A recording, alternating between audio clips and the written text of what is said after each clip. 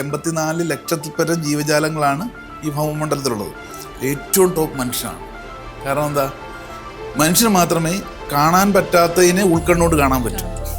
ഇപ്പം തന്നെ നമുക്ക് ഇവിടെ ഇരുന്നുകൊണ്ട് നമ്മുടെ വീടിനെ കാണാം, ഉൾക്കണ്ണുകൊണ്ടാണ്. ഒരു മെക്കാനിക്കിന് ഓരോ നല്ല ബാലൻസ് ആയ വ്യക്തികളിൽ അവർ ഇറങ്ങിത്തിരിക്കുന്ന കാര്യങ്ങളെല്ലാം പെട്ടെന്ന് നടക്കും. ഒരു ദിവസം ആഗ്രഹങ്ങളെ സംബന്ധിച്ചുള്ള വ്യക്തത ഉണ്ടാവും. മോക്ഷം കേട്ടിട്ടുണ്ടോ? കേട്ടിട്ടുണ്ട്. അതാണ് എന്റെ അടുത്ത ചോദ്യം. മരണമാണോ മോക്ഷം?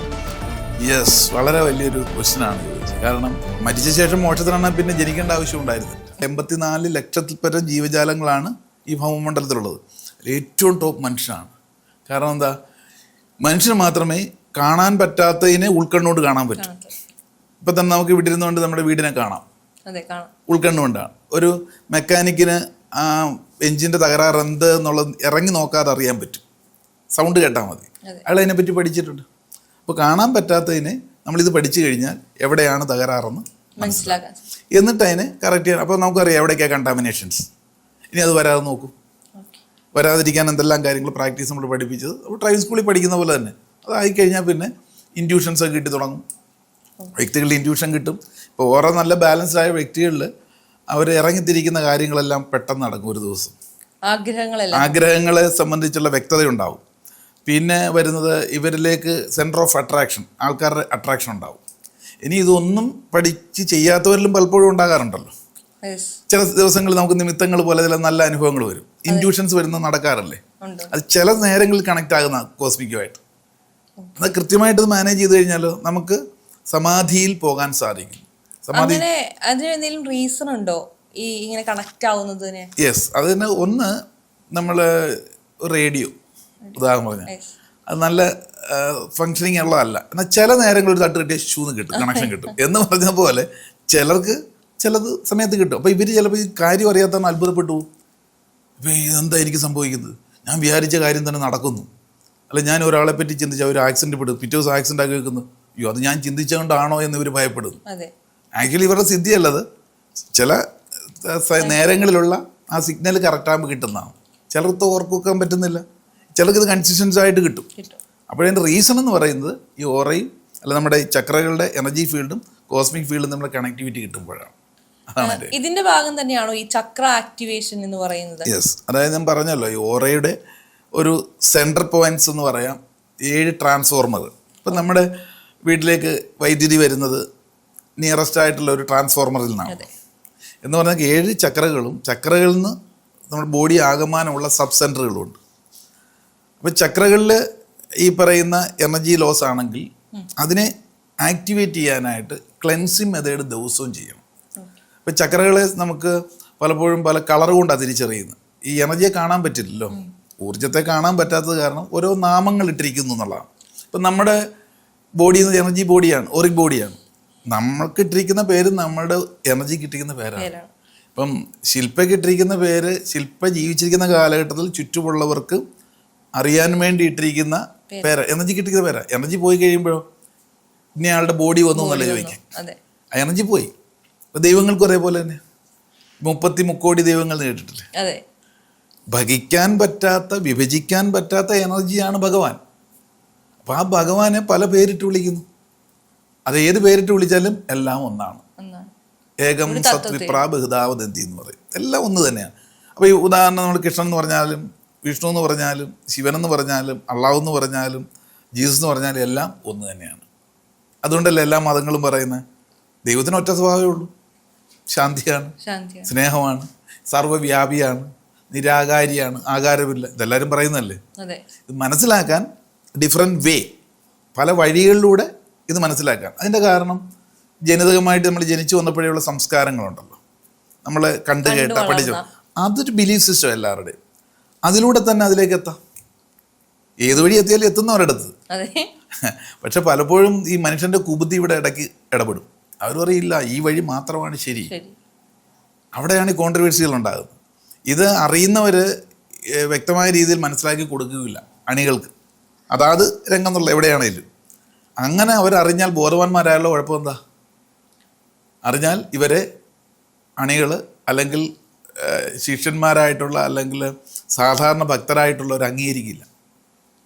ഇതെല്ലാം ഒന്നാണെന്നുള്ള സത്യത്തിലേക്ക് അറിയാം. അപ്പം അജ്ഞത നിലനിർത്തിക്കൊണ്ട് മതം എന്ന് പറയുന്ന സംഭവം അതാ. മതം എന്ന് പറഞ്ഞാൽ എന്താ? അഭിപ്രായം എന്ന് അർത്ഥം. ഇപ്പം ഈ ഇന്ന രാഷ്ട്രീയത്തിൽ എൻ്റെ മതം ഇതെന്ന് പറഞ്ഞാൽ എൻ്റെ അഭിപ്രായം ഇതെന്നുള്ളതാണ്. അപ്പോൾ ദൈവത്തിൻ്റെ കേസിൽ, കാണാൻ പറ്റാത്ത എനർജിയുടെ കേസിൽ മനസ്സിലാക്കാൻ ഈ ഒരു മതത്തിൽ, ഈ ഒരു വിശ്വാസത്തിലൂടെ ഒരു മീഡിയം അത് മാത്രമേ ഉള്ളൂ. പക്ഷെ നമ്മൾ കാണുന്ന വേറെ തലമാണ്. അതിൽ തന്നെ പല ജാതി, അത് ഇതെന്നൊക്കെ പറഞ്ഞ് മതപരമായ സ്പർദ്ധ,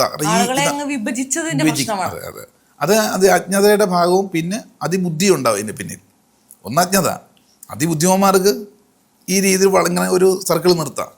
ഇപ്പോൾ ഒരു അക്വേറിയത്തിലെ മീനുകൾ 5 അക്വേറിയം ഉണ്ടെന്ന് വിചാരിക്കും.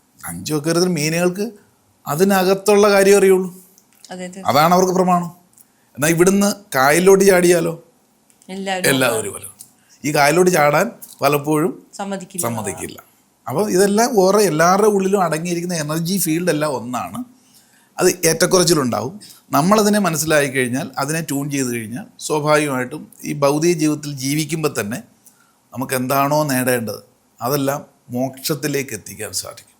മോക്ഷം കേട്ടിട്ടുണ്ടോ? കേട്ടിട്ടുണ്ട്. അതാണ് എൻ്റെ അടുത്ത ചോദ്യം. മരണമാണോ മോക്ഷം?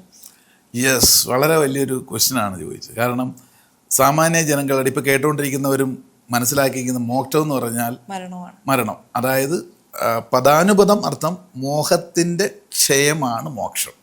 അപ്പം മോഹം ക്ഷയിക്കുന്ന എപ്പോഴാണ്? മരണം എന്നുള്ള കണക്കിലാണ്. മറ്റൊന്ന്, ഇപ്പം നമ്മളെ പഠിപ്പിച്ചിരിക്കുന്ന ഋഷീശ്വരന്മാരും യോഗിയവന്മാരൊക്കെ പറഞ്ഞിരിക്കുന്നത്, പ്രഭാഷണങ്ങളൊക്കെ പറയും, ഇവിടെ ജീവിച്ചിരിക്കുമ്പോൾ തന്നെ നമുക്ക് മോഹങ്ങളൊന്നും പാടില്ല. ആശയാണ് നിരാശയ്ക്ക് കാരണം. ഈ മോഹങ്ങൾ വരുന്നതനുസരിച്ച് മനുഷ്യൻ എന്തായി മാറുന്നു? കൂടുതൽ കോംപ്ലിക്കേറ്റഡ് ആകും. അതുകൊണ്ട് നിങ്ങളിതെല്ലാം ത്യജിച്ചു, എല്ലാം വിടൂ, കയ്യിലുള്ളതെല്ലാം വിടൂ, അങ്ങനെ സമാധാനം കിട്ടും എന്ന് പറയും.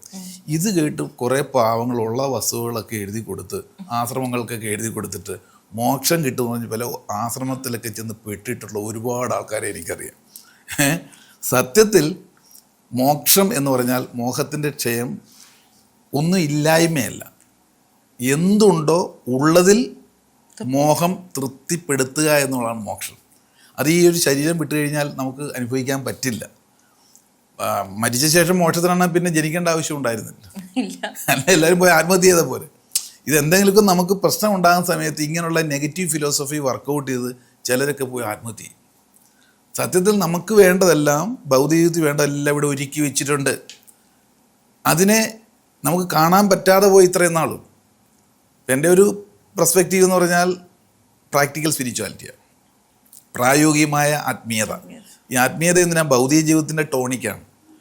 നമ്മൾ കുറച്ച് നാളത്തേക്കേ ഉള്ളൂ. ആ നാളിൽ ഇവിടെ നിങ്ങൾക്ക് എന്തെല്ലാമാണോ സന്തോഷത്തിനായിട്ട് അനുവദനീയമായിട്ടുള്ള അതെല്ലാം നിങ്ങളുടെ കഴിവിലൂടെ നേടണം. അപ്പം മോക്ഷം കിട്ടണമെങ്കിൽ 4 കാര്യങ്ങളാണ്. ഒന്ന് കർമ്മം, അർത്ഥം, കാമം, മോക്ഷം. 4 സ്റ്റെപ്പാണ് മോക്ഷത്തിലേക്ക് പോകുമ്പോൾ. ഭൗതികതയെ ജയിക്കും. അതിനാദ്യം വേണം കർമ്മം ചെയ്യണം. സത്കർമ്മങ്ങൾ. കർമ്മം എങ്ങനെയാണ്? സത്കർമ്മങ്ങൾ. അതായത് നമ്മൾ എല്ലാവരെയും വെറുതെ ഇരിക്കുമ്പോഴും നമ്മൾ ആരെങ്കിലും ഒന്നും കർമ്മം ചെയ്യുന്നില്ല, ചെയ്തുകൊണ്ടായിരിക്കുന്നത്. ഒരാളിങ്ങനെ ചിന്തിക്കുന്നതും കർമ്മമാണ്. ഇനി ഒന്നുമല്ല, നമ്മൾ ഉറങ്ങുകയാണെങ്കിലും ഹാർട്ടും കിഡ്നിയും ലിവറും എല്ലാം പ്രവർത്തിച്ചുകൊണ്ട്. അപ്പം ജീവശരീരം എപ്പോഴും കർമ്മമാണ്. ആ കർമ്മത്തിൽ നമുക്ക് ഓരോരുത്തരുടെ ഉള്ളിൽ പറഞ്ഞിരിക്കുന്ന ചില സ്കില്ലുണ്ട്, നൈപുണതയുണ്ട്. അത് കണ്ടെത്താൻ സാധിക്കും. ആ രംഗത്ത് അവർക്ക് ആ കർമ്മത്തിൽ ഏർപ്പെടുമ്പോഴോ അതിൽ നിന്ന് നല്ല അർത്ഥസമ്പാദനം ഉണ്ടാകും. അപ്പം നല്ല മനസ്സുള്ളവർക്ക് നല്ല അർത്ഥം വന്നാൽ ആ അർത്ഥത്തിലൂടെ കാമനകൾ ശമിപ്പിക്കണം. കാമം എന്ന് പറഞ്ഞാൽ നമ്മുടെ ആഗ്രഹങ്ങൾ. ഇപ്പം പഠിച്ചുകൊണ്ടിരിക്കുന്ന ഒരു വിദ്യാർത്ഥിയെ സംബന്ധിച്ച് അവൻ്റെ കാമം എന്താ? നല്ല മാർക്ക് സ്കോർ ചെയ്ത് പാസ്സാകണം. അത് കഴിഞ്ഞാൽ അവൻ്റെ കാമം അവിടെ അതിൽ ശമിക്കണം. അത് കഴിഞ്ഞാലോ അടുത്തത് അവന് നല്ലൊരു പ്രൊഫഷണൽസ്. അപ്പോൾ അവൻ ആഗ്രഹിച്ചിരിക്കുന്ന നല്ല ഒരു തൊഴിൽ കിട്ടിയാൽ അവിടെ ആ കർമ്മം, ആ ഇത് ക്ഷയിക്കണം, കാമം. അത് കഴിഞ്ഞാൽ അവൻ്റെ കുടുംബജീവിതം നയിക്കണം. അവൻ ആഗ്രഹിക്കുന്നൊരു പങ്കാളിയെ കിട്ടിയാൽ തീർച്ചയായിട്ടും അവിടെ ആ കാമം ക്ഷയിക്കണം. പിന്നെ സന്തതി പരമ്പരകളായി ഒരു കാറ് വാങ്ങണം, കാറ് വാങ്ങി ബസ് വാങ്ങണം. പക്ഷേ ഇപ്പോഴെല്ലാം ഒന്ന് കയ്യിലിരിക്കുമ്പോഴും ഇതിനപ്പുറമുള്ളത് വീണ്ടും വീണ്ടും വേണമെന്നുള്ള ആഗ്രഹം അവൻ ദരിദ്രനാണ്. അവന് മോക്ഷം കിട്ടുന്നില്ല. അതാത് കാലഘട്ടത്തിൽ തൃപ്തി അടയണം. എന്നാൽ വളർച്ചയുടെ ഭാഗമായിട്ട് പിന്നെ കുറച്ചുകൂടെയൊക്കെ ഈ കർമ്മത്തിലൂടെ അർത്ഥസമ്പാദനം ഉണ്ടായി ഇതിലും നല്ല നിലയിൽ ജീവിക്കണം ഭൗതികതയിൽ. അപ്പോൾ ഈ കാറ് മാറ്റി വേറൊരു കാർ എടുക്കുന്നു. അപ്പോൾ അതിലും തൃപ്തനായിരിക്കണം. അങ്ങനെ ഉണ്ടെങ്കിൽ ഓരോന്നും ഇവിടെ തന്നെ നമ്മുടെ കർമ്മത്തിലൂടെ അർത്ഥസമ്പാദനത്തിലൂടെ ഇവിടെ എല്ലാ കാമനകളും ക്ഷയിപ്പിച്ച് പോകുന്നതാണ് ശരിയായ രീതിയിലുള്ള മോക്ഷത്തിൽ ജീവിക്കുക എന്ന് പറയുന്നത്. അപ്പം അതിന് കുറഞ്ഞ ജ്ഞാനം വേണം. ആ ജ്ഞാനത്തിലൂടെ കൃത്യമായ രീതിയിൽ പോയി കഴിഞ്ഞാൽ ഇവിടെ തന്നെയാണ് മോക്ഷം. അല്ലാതെ നമ്മൾ നേരത്തെ കരുതിയിരുന്നത് ഇവിടെ നിന്ന് പോകുമ്പോഴാണെന്നുള്ളതാണ്. ഇപ്പം ശബരിമല സീസണിലൊക്കെ കണ്ടിട്ടില്ലേ, കെട്ടും കെട്ടി ശബരിമല ആരെ കാണാൻ? സ്വാമിയെ കാണാൻ. സ്വാമിയെ കണ്ടാൽ മോക്ഷം കിട്ടും. പെട്ടെന്ന് അയ്യപ്പൻ ഇറങ്ങി ഒന്ന് ചോദിച്ചു നോക്കട്ടെ, എന്നാ നിനക്ക് മോക്ഷം നന്നായിക്കട്ടെ ചോദിച്ചാലോ, അതിപ്പോ വേണ്ടെന്ന് പറയും.